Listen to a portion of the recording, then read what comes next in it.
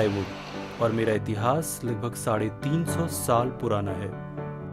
पिरामिडों के लिए प्रसिद्ध इजिप्ट मेरी जन्मभूमि है। ये जानकर डरिएगा नहीं कि मुझे इजिप्ट की मम्मी को ढकने के लिए प्रयोग किया जाता था।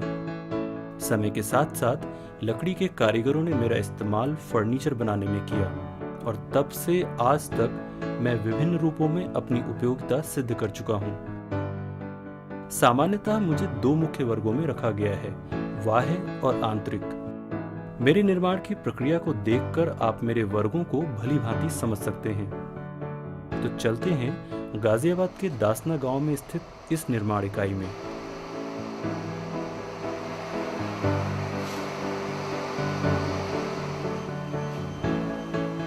ये पेड़ के तनों से निकाली गई छीलन है। प्लाईवुड बनाने में ये एक बड़ी और महत्वपूर्ण भूमिका निभाती है। इसके लिए उत्तर भारत में अधिकतर पॉपुलर और यूकेलिप्टस का प्रयोग करा जाता है।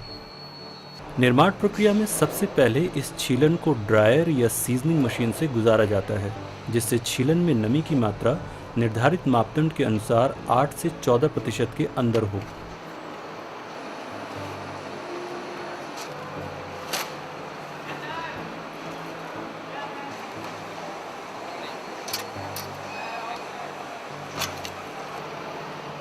कपड़े का थान सा दिखने वाला ये रोलर वास्तव में कागज है, जिसका प्रयोग प्लाईवुड को जल रोधक बनाने में करा जाता है।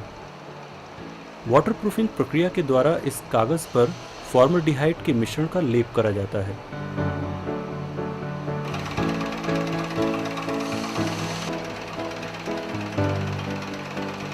वाटरप्रूफिंग के बाद इसे जरूरत के अनुसार लंबाई में काट लिया जाता है।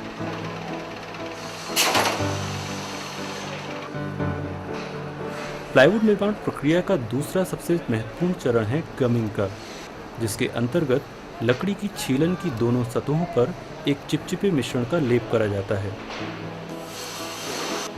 और इसके बाद शुरू होता है प्लाईवुड निर्माण प्रक्रिया का वो भाग जो निर्धारित करता है कि प्लाईवुड कैसी बनेगी।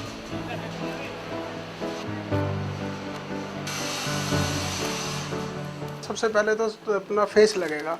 फेस के बाद में विनियर्स लगाएंगे। विनियर्स जो रेक्टेंगल बेस में लगाना होगा।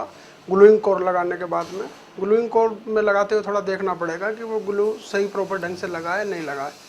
उसके बाद में रेक्टेंगल बेस में उसको सब तैयार कर देंगे। उसके कोर लगाने के बाद में पैनल लगेगा। पैनल के बाद में फेस लगेगा। उसके बाद में टेबल पे वो माल तैयार किया जाएगा। धातु के बीच व्यवस्थित छीलन की परतों को एक दूसरे से जोड़ने के लिए हाइड्रोलिक प्रेस मशीन का प्रयोग करते हैं। सामान्य रूप से एक प्रेस मशीन में 10 प्लाईवुड तक एक साथ बनाई जा सकती हैं। इस प्रक्रिया के दौरान प्लाईवुड पर 120 किलोग्राम का दबाव 25 मिनट तक डाला जाता है।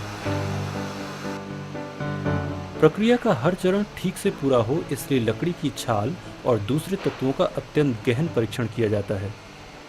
टेस्टिंग में रॉ मटेरियल की टेस्टिंग हुई, मॉइस्चर हुआ, ह्यूमिडिटी हुई, स्ट्रेंथ हुई, बॉन्डिंग स्ट्रेंथ हुई और टेंसाइल स्ट्रेंथ हुई और रॉ मटेरियल की वाटर टेस्टिंग हुई या फिनॉल फॉर्मेलिन, इस तरह के रॉ मटेरियल उन सभी की टेस्टिंग जो है वो ज़रूरी है।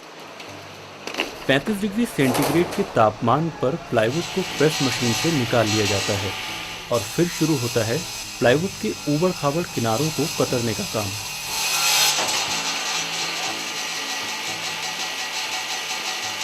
तैयार प्लाईवुड की विभिन्न सतहों के बीच किनारों पर दिखती दराजों को मिट्टी के मिश्रण से भर दिया जाता है। प्लाईवुड की ऊपर और नीचे की सतह को चिकना बनाने के लिए सैंडिंग मशीन का उपयोग करते हैं।